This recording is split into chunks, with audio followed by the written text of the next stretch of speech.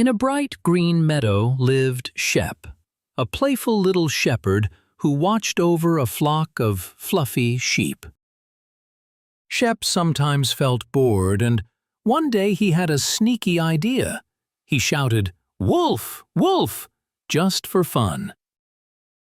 The forest animals hurried to help, but there was no wolf. Shep giggled. It was only a joke.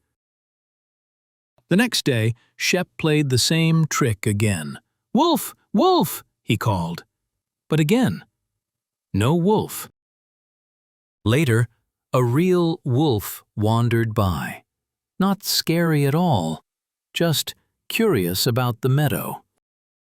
Shep called out, "Wolf! Wolf! It's real this time!" But the forest animals didn't believe him anymore. The wolf simply sniffed the grass, wagged his tail, and walked away peacefully. Shep felt embarrassed.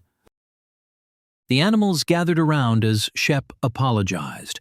He promised never to trick anyone again. Telling the truth is always best.